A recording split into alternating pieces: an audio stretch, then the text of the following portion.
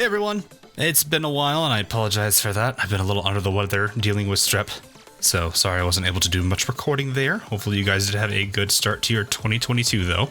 Nonetheless though, we'll go ahead and talk about the new event, which is Dossoles. I probably butchered it. It's the Chen event, as you guys are all quite aware of. And yeah, as you guys saw by the title, it is using Abyssal Hunters and Deepcolor. I did bring some additional units and did use them if I felt it was necessary. I wasn't strictly forcing myself to it because there was a lot of downsides I had just to kind of be on the cautious side. I did try to use Ceylon a little bit, but Scotty pretty much filled the gap and Abyssal Hunters really didn't have that much to worry about. That said though, the new mechanics were definitely interesting. I found them, well, I don't think they were too bad. They can definitely be problematic if you weren't fully set up in time and you had to do some blocking or whatever you needed to do. But overall, I found it kind of an interesting setup. The sticker system kind of reminded me a lot of the roguelike, which was really funny. We'll go ahead and dive into the first level of this particular event. I will say that I didn't actually bring the Abyssal Hunters early. I was just using Deepcolor for the meme of it, you know? I did just get her new module ability, so I had 7 tentacles at 3 DP cost each. Oh boy, this is going to be fun. Beeswax was there to absorb range damage where she could. Yeah, once the stage ended, I kind of felt a little bit like an idiot for that. But anyway, the water level finally did rise for the first time, and the game's new mechanics kicked in. Man, the tentacles really feel quite at home, don't they? I wonder if Deepcolor hears like their thoughts or anything, if they even have thoughts.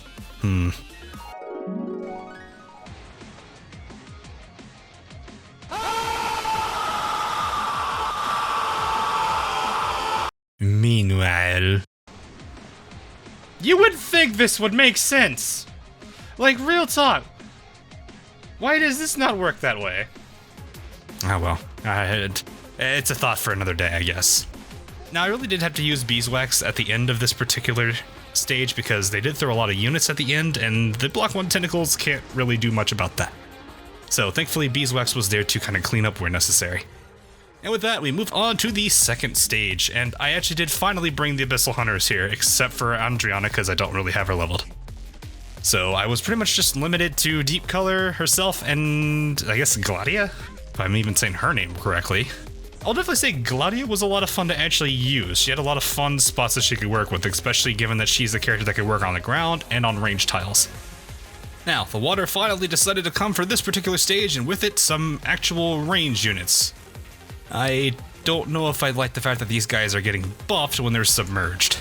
That's not going to be fun to deal with. However, I was thankfully reminded of how nasty Scotty Alter and Deepcolor's tentacles could be together. The sheer survivability with Scotty S2 and Deepcolor on S1 really shows with that health regen. Anyway, not too much of a trouble with this particular stage, so we can move on to the third one. On DH3, the 2 lanes would be splitting up my group a little bit, but honestly, that's not going to be too problematic, to be honest. Healing isn't going to be a major concern, since the Abyssals have multiple ways of healing. Gladia herself gives them all health regen. Scotty technically already heals everybody alone, and is even getting better healing when she's on skill. Spectre has her own health regeneration just to survive, and of course Deepcolor can heal her tentacles with her S1. So overall, healing wasn't going to be too concerning here. Placement actually wasn't too difficult either. I'd say the hardest thing was figuring out where to put Gladia in this particular case, and if I even needed her. But I found a spot that kind of worked. And then came the shield boys. Oh god. These 1200 defense boys themselves though. Oof. Not only that, they can also stun, which that's also going to be fun to work with. I will say, hilariously enough though, the combined boosts of Scotty Alter and Deepcolor with her particular skill made it to where they really could never get past 2 tentacles if there was only one person that they were both blocking. This isn't really the best showcase of it here since the water level rises and good god, their HP tanks so fast. They really were not kidding about that tooltip there. Well, this stage isn't so bad. Oh no. Oh god, I regret everything. I didn't mean to. Okay, fine, I'll take you seriously. Okay, I will admit I was scared for a bit, and then the water came a second time, and yeah, they didn't do well. With the water wiping out that particular concern, the stage itself wasn't really too bad. On to the next one. But the fourth stage, well, the design was interesting. I found the stairs to be in a weird position. I don't know. I just kind of felt like the enemies were going to be banging their heads going down the staircase just to swim underneath it to reappear, then bang their head on the stair. Yeah. Anyway, once again, placement wasn't too difficult. I did have everyone cluttered together in one area, so here's hoping there's no AoE enemies that will come in the future. Also, one of the shield bros had a very interesting issue getting down the stairs in water. It looked like he fell down the ladder. Oh boy, there's casters. Oh wait, they're AoE casters. Lovely. Those casters definitely were a bit of a threat, but nothing serious overall. I did lose a tentacle, but there were many more to take its place. I don't know how to feel about that statement. After subjecting the last shield boy to a mosh pit of tentacles and abyssal attacks, the map finally ends with very little issue. I actually wrote that. On to the next stage though, DH5. The multiple directions in this stage made it look like it was not going to be easy, especially with the few characters that I was trying to use alone. Surprisingly though, this actually wasn't too bad at all. The practice run really actually went better than expected. The permanent defense down made things a little bit dicey, and I did eventually lose a tentacle because of it. But it was still very much possible with the group that I had. Heck, Deepcolor actually had a close save that she was able to do. Oh, playing for keeps though, honestly not much really changed either. I did lose the same tentacle and kind of forgot about it and almost lost Gladia in the process. Deepcolor didn't have her save this time though. We still had the shield boy struggle to get past the two tentacles. This is going to take a bit. Just fast forward. Well, that stage is done. On to the next one. Huh. Well, this is interesting. How are they supposed to get over the... Hello, how are you? I am under the water. Please help me. I'll give him A for effort, but he is a good example of Darwinism. Yeah, that's definitely relatable, boy. Maybe Mama John's has an opening, or the restaurant next door, McDanks. Oh, he went and got a boat. Oh no. They have boats now. Oh, ignore the moose placement there. I was totally paying attention to their pathing while the stage went on. I am totally a pro gamer that would not make any mistakes whatsoever. Moving on, we're on to the next stage, which was also an interesting map, and I actually kind of liked it. I don't know, having half of the level being just completely water and also being able to use those platforms, interesting to say the least.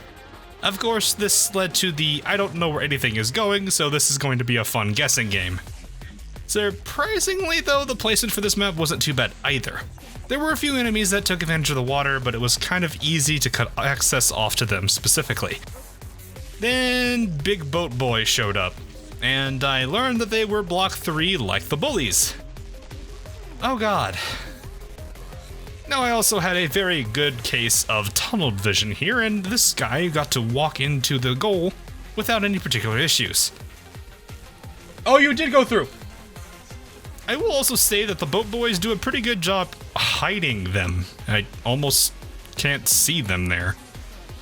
Anyway, after covering that particular avenue with a tentacle, the stage itself wasn't really that tough to work with.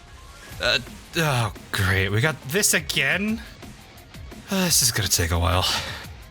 Oh, can I just point out that the boat, but not the shield boy, is what count towards the enemy count? Man, the expectations they have for you are quite telling.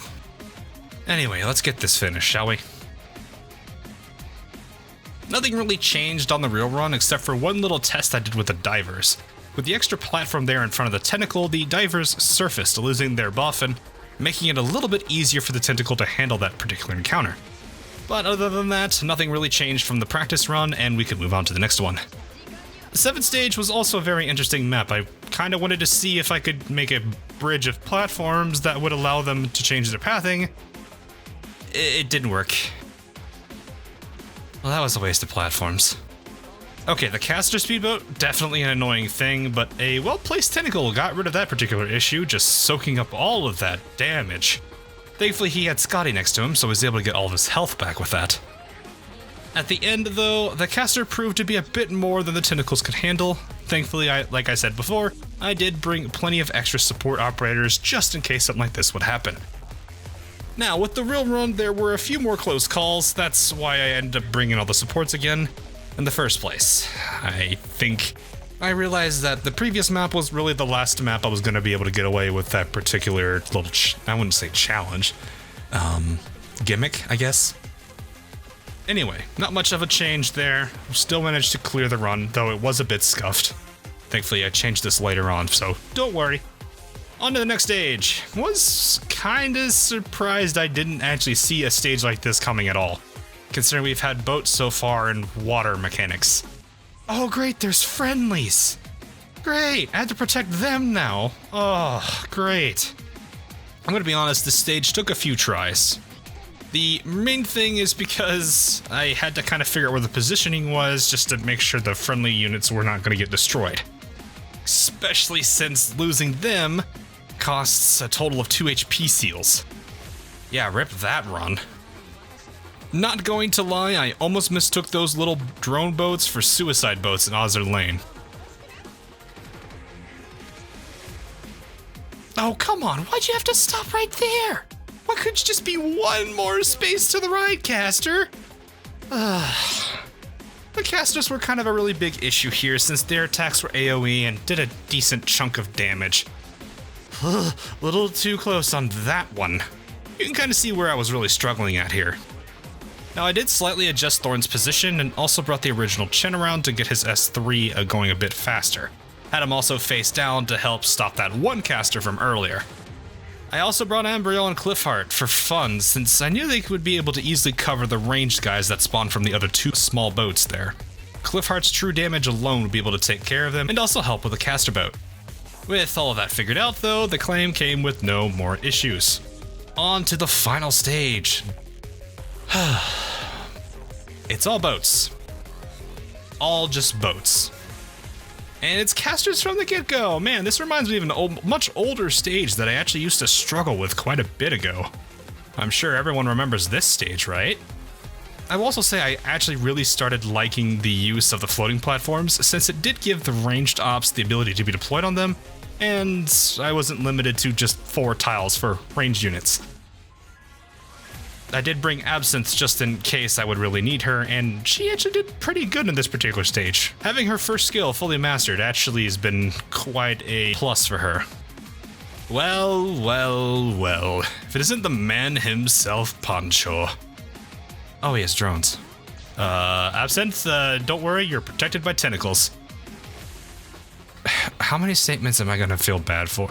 No, do not click the clip button. Hilariously enough though, Ambriel's S2 was actually pretty nice for working on the drones. Anyway, I think the only real problem to this was the Block 3 boats. Their pathing was pretty odd and it threw me off a little bit. I did end up letting one of them score because of it in the practice run. Pancho, did you just glowworm us? Hold up, my man's got an anchor. He's literally glowworm. I'm not sure what happened there, but Scotty clearly didn't fare well to that. And after the man goes kaboom, the final stage is absolutely finished. And that is all for the normal maps. I'll definitely say the event so far, I like all the mechanics. The event really in general is just pretty solid. I'm happy with it so far. There are 2 little bonus stages. I'm gonna wait for the full thing to unlock before I really cover that one, so don't worry about that for now. But yeah, I'd say the most important thing is get all the stickers.